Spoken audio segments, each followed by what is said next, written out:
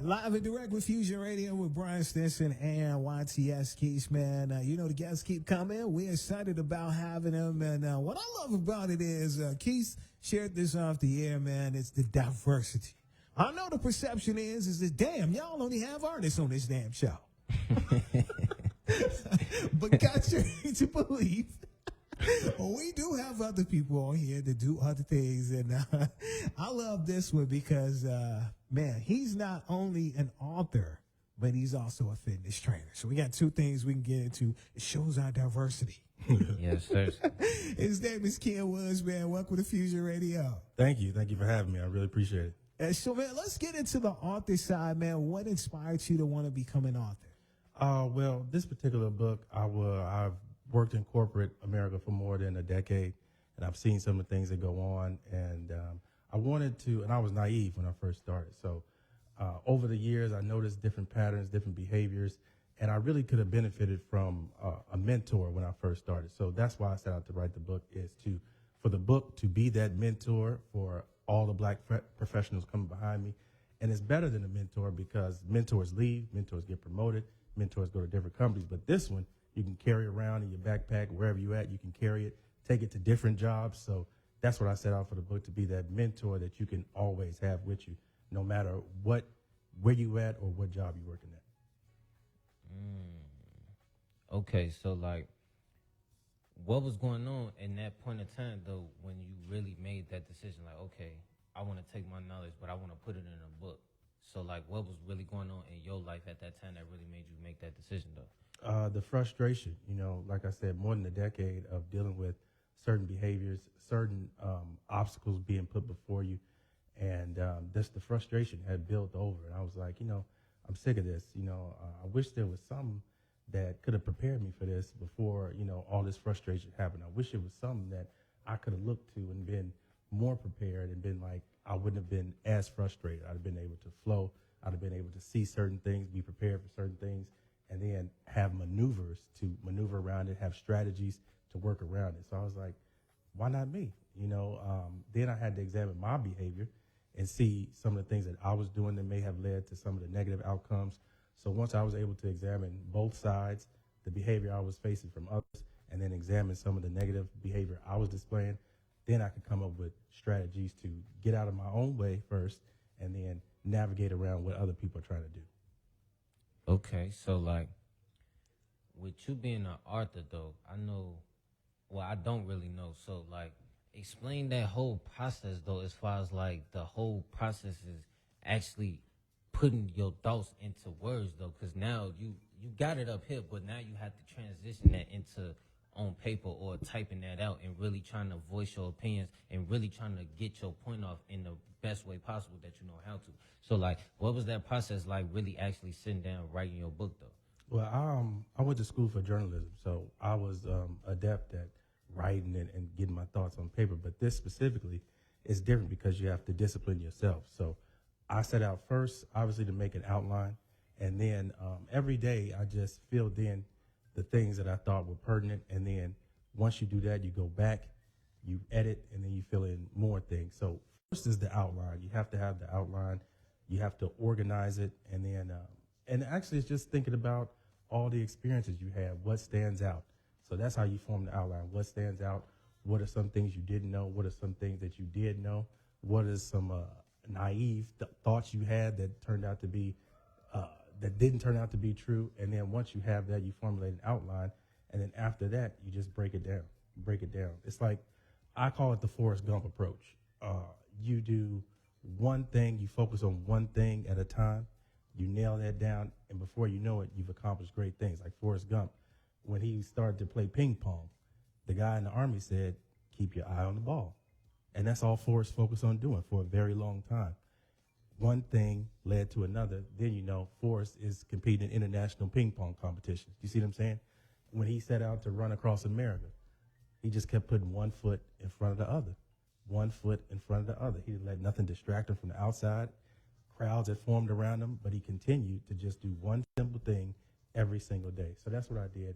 I did one thing every day. I wrote one thing every day. I didn't focus on the long-term goal. I knew what it was, but I just focused on one simple thing every day, getting words on the page every single day. And before I know it, you had a 168 page book. You know what I mean? So that was my approach. Make it simple, and then as you simplify it, chop it down. Before you know it, you got the whole product. So I want to go back to a couple of different things. One is, what was the course of work that you were doing, just sort of to take us in? And then two is frustrations, like maybe what is one thing from a frustration standpoint when you were working for that company that you said to yourself, like, okay, why do I keep hitting this particular area? Well, I was a copy editor, so that's just editing for students' work, like their coursework. So I was making sure it was correct for punctuation, grammar, spelling, things like that. And the frustration was not getting recognized for your work. That really got to me. What else? The little political games people would play, the manipulation tactics they would employ on you. And so those things, when they accumulated, it was like, okay, this is really boiling over, so I got to do something about this. So those were the things that when you work in an office and things like that, people are very insecure.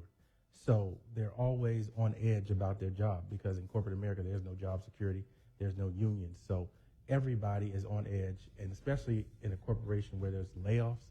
So people know that at the end of the day, I could be out of a job, and this person might be coming to take my job. So they do very underhanded things. They do very manipulative things, passive aggressive things. And I began to notice that, and I was like, this is not the environment. People need to be aware of this, because I had to learn on the fly. Nobody sat me down and told me. Like I said, no mentor. So I was like, I can be the mentor, but a mentor that you can carry with you. So I want to build on that, and hearing the frustration and everything is like, how does one that's doing that position as a copywriter, how do you turn it into something maybe that's more independent for yourself, and make it where not only is it works for you, but possibly work for others? Yeah, I mean, that's what the book is. I had a talent, I had a gift, so I wanted to pursue that. And copy editing is a part of writing. So, but also, so that's the thing I want to do, writing, and that's independent. Independently published, things like that. So that's what I pursued as far as getting some independence, getting some monetizing your talents outside of the workplace. All right, so give us you said it's 168 pages, man. Give us something that you feel like that's eye-popping, that is going to, I guess we can use as a tease, that's going to give us some homework to make sure that we go get this book. Treat your workplace like a court of law. Everything you say can and will be used against you. That's one thing I learned very early. So even if you're joking, people relay what you say to people in power in a different way. You might be joking. Everybody might laugh in your face. But when they go tell the manager, when they go tell senior level people, they say, he was so angry. He was furious.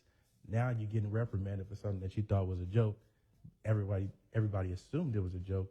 But when they relay it, now you're getting in trouble. So all words are of the utmost importance in the workplace. So always be aware of the words you're saying. Always be aware of who you're saying it to. And always be aware of how your words can be interpreted or misinterpreted.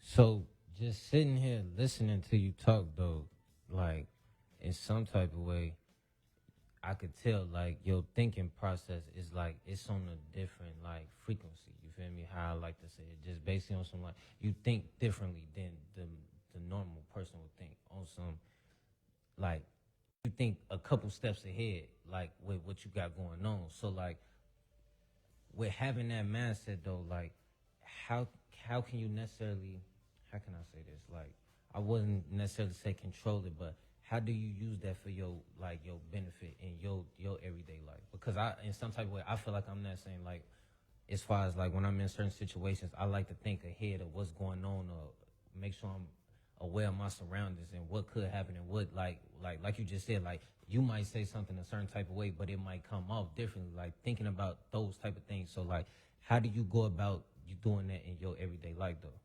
Just being careful. A lot of times we are, we're loose and we're like free flowing and we think everything is okay. And we accept that when we watch sports, they have a game plan. We accept that when you play games, you have a game plan. But when it comes to dealing with people, we think we just supposed to free form. We're not supposed to have a game plan. So when you deal with people, you have to have a game plan too. You have to understand that people have different motivations. You have to understand that people are not always nice. They don't always have the best intentions for you. And once you have that mindset, once you understand that there's negative forces around you, you can kind of navigate that. And you can also be more adept at reading people once you realize that everybody doesn't have the best intentions for you. So that's how I kind of try to approach that. Just realizing that it's not all what you think, and everybody is not on the up and up. So once you realize that, you can filter out the people that are not on the up and up, and you can start to appreciate the people in your life that are. Okay, so the title of the book is called A Black Man's Guide for Working in Corporate America. So with a title like that, you feel me, that kind of to put it like in, I wouldn't say like in a box, but like, you feel me, you kind of delegated that title mostly to black men. So like, let's talk about that though. So why didn't you go in the aspect as far as being, just broadening it out like a man's perspective, you feel me, as far as dealing with corporate America? Why did you specifically just want to focus on black men? Well, I'm a black man, so, and I think it'd be presumptuous of me to speak for another demographic. Every demographic faces different challenges in the workplace. I can only speak to the ones that I face. And I know that based on my experience and a lot of other brothers' experience, we are the least represented in this space, so that makes us the most vulnerable. And we're the first ones to get put out the door. So we definitely need a guide and a game plan when it comes to that because of the lack of representation. So, and there's a lot of other demographics see us in certain ways that we may not be aware of. So we have to be cognizant of what they're seeing in us, how they're interpreting our actions. And because they have a cultural disconnect from us, a lot of times they haven't dealt with us personally, we have to be aware of what they're thinking and navigate around it. And then we have to be aware of how we're coming off, what we're saying, and then navigate that too. So I think it's because of the cultural disconnect that most of our coworkers have, it's important for us to understand certain dynamics in the workplace. And see, that's why I love that we having this conversation, because it seems like when you talk to certain people, it don't seem like they're, like you said, cognitive of those certain things that you just spoke of. You feel me? Like understanding, like when you talk to a certain type of race, how certain things might come out just based off their upbringing and stuff like that, or their understanding. Like that's why I don't think a lot of people understand that. Like that's why you get the responses that you get when you talk to certain people. That's why people move the way they move, talk the way they talk, do the things that they do based off certain things like how they was raised, what gender they are, like, you feel me, race, things like the things of those type of, in that type of realm. That's why we are who we are as people, you feel me? So that's what makes us, that's what makes us great as people, and that's what kind of makes us kind of fall off sometimes too, though, just based off how we are and how we go about certain things. So I like how you put that. So